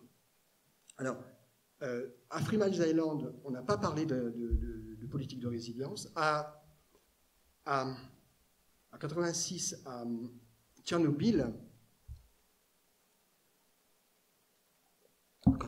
Tchernobyl, les pouvoirs publics ont évoqué, plus qu'évoqué, ont mis en place une politique d'accommodation qui ne portait pas véritablement le nom de politique de résilience. On a parlé plutôt d'accommodation, et d'ailleurs, Cette politique d'accommodation mise en place à Tchernobyl, c'est-à-dire d'amener les gens, d'encourager les gens à vivre avec, à mesurer leur quotidien, à leur dire, vous savez, il ne faut pas manger de champignons, parce que le champignon, c'est très mauvais avec la radioactivité. Ça capte particulièrement les particules radioactives, le césium et tout ça. Donc, il ne faut pas brûler vos bûches, parce que le bois brûlé, en fait, les particules retombent après. Bon, on a fait le grand-papa conseiller, hein, n'est-ce pas, du peuple. Et tout ça a été prodigué essentiellement par des équipes françaises d'ailleurs, du commissariat à l'énergie atomique, qui sont allés là-bas avec des psychologues de l'université française pour expliquer aux Biélorusses et aux Ukrainiens qu'en fait, il allait falloir apprendre à vivre avec, quoi. Il y a plein de manières. Il ne faut pas en faire un drame, quoi. C'est quand même ça le fond. En fait, donc, on est déjà, mais ça s'appelle pas strictement parlant politique de résilience. Ça s'appuie à peu près sur les mêmes mécanismes quand même, parce que il y a l'idée qu'en fait le problème c'est la radiophobie. On parle de radiophobie à l'époque, c'est-à-dire la population aurait peur de la radioactivité, ce qui la rendrait malade. En fait. Alors, mais ce qui est intéressant à Fukushima, il n'y a pas une invention du modèle de la gestion de la catastrophe par la résilience à Fukushima. Il y a un héritage, bien sûr. Mais ce qui est intéressant à Fukushima, c'est qu'il y a une systématisation de cette doctrine. Il y a une mise en doctrine de la résilience comme outil de gestion politique. Et notamment, en fait, et ce qui est intéressant, c'est que ça va être en partie avec les mêmes équipes que celles de Tchernobyl. Les équipes françaises vont aller, elles ont les cheveux plus gris, mais elles vont aller, on va les retrouver également à Fukushima pour mettre en place avec le gouvernement japonais cette politique de résilience. Et ce qui est intéressant, c'est que,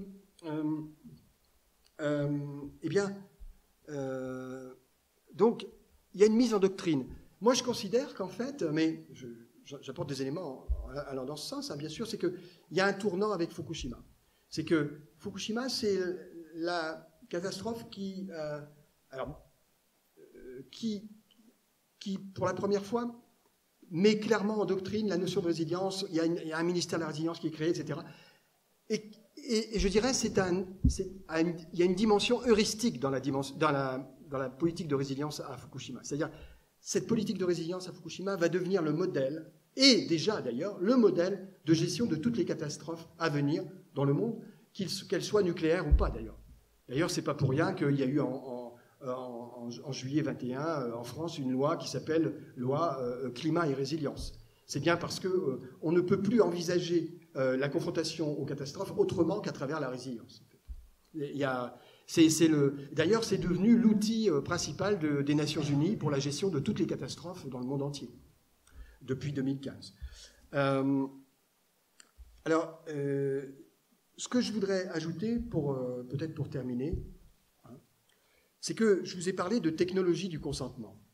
Il faut quand même que je vous explique ce que j'entends par technologie du consentement avec la résilience. C'est-à-dire, c'est à la fois une technique et une idéologie. Ça, c'est pour technologie. C'est une technique et une idéologie, la résilience. Et en fait, c'est une technologie du consentement qui nous amène à consentir à quoi? Parce que c'est important quand même de comprendre à quoi les pouvoirs publics tentent de nous faire consentir, que ce soit à Fukushima ou ailleurs. Eh bien, tout d'abord, bien sûr, il faut consentir à la technologie elle-même. On le voit bien avec la catastrophe de Fukushima, où il s'est agi d'amener chacun à consentir à la technologie nucléaire, en fait, malgré la catastrophe que l'on venait de subir. Il a fallu ramener les gens dans le droit chemin. Ils n'ont pas de... Si. Le Japon pendant 2 ans a fonctionné avec un réacteur nucléaire ou quelque chose comme ça, et encore. Et il y a eu une chute de la consommation d'énergie de 20%. Enfin, il y avait des moyens tout à fait possibles. C'est comme si vous disiez que chez nous, on n'a pas les moyens de faire autre chose que de recréer un nouveau parc de véhicules électriques dont on va pas savoir quoi faire dans un demi-siècle, qui va nous générer encore des pollutions qu'on ne va pas savoir gérer, etc. Je pense qu'à un moment donné, il faut réfléchir à des solutions qui sont un peu dans dans le freinage. Et en fait, le Japon a testé ce freinage. Hein. Là, je suis pas dans la décroissance et tout ça. Hein. Il a testé ce freinage, le Japon, puisque je vous rappelle donc, il a réussi à vivre avec aucune centrale pendant 2 ans. Et ça n'a posé aucun problème. Il y avait une augmentation de la facture de gaz naturel, oui, bien sûr. Il y a le gaz importé, mais c'est tout. Et il y a surtout une chute de la consommation. Mais le consentement à la technologie, ce n'est pas seulement... on pourrait parler du consentement à la technologie nucléaire dans le cadre de Fukushima, mais c'est aussi le consentement à la technologie, comme dans le cadre du Covid-19. L'opération résilience mise en place par Emmanuel Macron en mars 2020, opération résilience pour faire face au Covid-19, c'est bien une opération qui nous a amené à consentir à la technologie vaccinale. Bon ou pas bon, hein. Moi je suis pas dans le débat anti-vax, vax, je m'en moque complètement. Par contre, j'observe que on a bien contraint, on a bien amené une population à consentir à ça. On a surtout, je dirais encore plus, amené à consentir chacun aux technologies de surveillance quand même. On a été tous de merveilleux acteurs de développement de ces technologies qui ne font depuis que se multiplier et avec une légitimation comme si c'était notre bouée de sauvetage. Consentir à la technologie, consentir aux nuisances, c'est-à-dire rendre incontournable, voire nécessaire, le fait de vivre avec le désastre et ses suites. C'est devenu nécessaire. Nos parlementaires que j'ai cités tout à l'heure sont des effondristes. Pour eux, on ne peut pas répondre aux causes des désastres. Pour eux, il faut se préparer. Il faut construire des murs plus hauts, comme à Fukushima, où on fait une barrière contre le Pacifique de 400 km de long, de 14 mètres de haut après 2011, où en fait on prétend freiner les prochains raz-de-marée qui pourraient envahir les autres centrales nucléaires qui sont sur la côte, alors qu'il y a eu des vagues à 39 mètres. Bon. Consentir encore à la participation. Alors ça, c'est très important. C'est-à-dire devenir acteur, comme nous le demandent les parlementaires, par la cogestion des dégâts, qui responsabilise les responsables et culpabilise les victimes. La participation, c'est vraiment un mot-clé des politiques de résilience. On le voit chaque jour, où on nous demande de fermer notre robinet d'eau pendant qu'on produit du maïs en grandes eaux pour importer maïs dont nous n'avons aucun bénéfice au niveau national. Sauf pour un certain nombre de gens qui visiblement en ont. Alors, il va falloir quand même finir par pointer les responsables. Et la participation à laquelle on nous invite nous empêche de pointer les responsabilités. Consentir encore à l'ignorance en désapprenant à être affecté par ce qui nous touche au plus profond de nous. Par exemple, la santé. À Fukushima, c'est intéressant de voir que des experts de l'IRSN, l'Institut de recherche sur les radiations et la sécurité nucléaire français, les experts du RSN disent le problème de la santé, c'est pas le problème numéro 1. Le problème numéro 1, c'est la décomposition des communautés. Voilà, des choses comme ça. C'est assez intéressant. Alors qu'en fait, il me semble quand même qu'il est beaucoup plus facile de sortir d'une zone contaminée que de sortir d'un corps malade.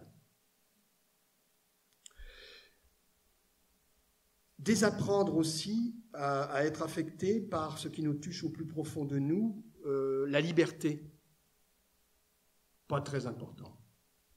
Et puis, consentir enfin, j'en finirai là, à l'entraînement, à l'apprentissage, à l'expérimentation de nouvelles conditions de survie qui sont induites par le désastre. Donc finalement, on voit bien que cette technologie du consentement, en fait, elle nous demande, grosso modo, elle nous demande de consentir, moi, ce que j'appelle un bonheur palliatif, le bonheur palliatif. C'est-à-dire, c'est un bonheur où, en fait, il faudrait être extrêmement joyeux d'avoir trop peu de tout.